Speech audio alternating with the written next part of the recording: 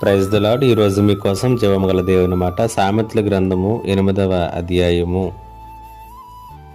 13వ వచనము. యెహోవా యందు భయభక్తులు కలిగి ఉండుట చెడుతనమును అసహించుకునుటయే.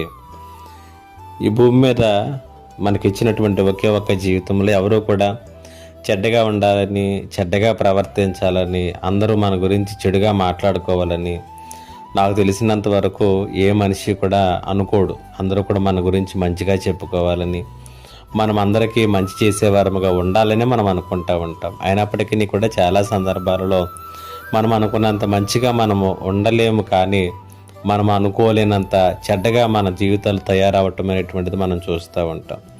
అయితే ఇలాంటి చెడుతనాన్ని మనము ఎలాగున అసహించుకోగలుగుతాం? ఇలాంటి చెడుకు, ఇలాంటి దుష్టాలోచనలకు, ఇలాంటి చెడ్డ ప్రవర్తనకు ఎప్పుడు మనం దూరంగా ఉండగలము అనేటువంటిది ఒక పెద్ద సమస్యగా చాలా సందర్భాల్లో మనం ఆలోచన చేస్తూ ఉంటాం.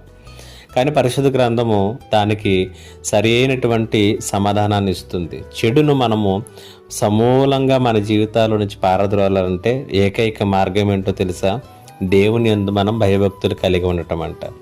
ఎప్పుడైతే మనం దైవ భయం కలిగి జీవిస్తామో, దేవుడంటే భయాన్ని, దేవుడంటే భక్తిని కలిగి మనము జీవించగలుగుతామో, అప్పుడు మనము చెడును పారద్రోలటమే కాదు, చెడు నుంచి దూరంగా ఉండటమే కాదు, దాన్ని అసహించుకుంటామంట కదా.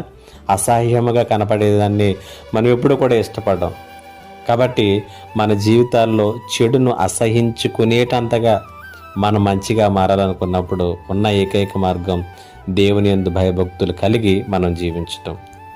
ఈ మాటలు వినటువంటి మీ జీవితాలను దేవుడు ఆ రీతిగా మలచునుగాక.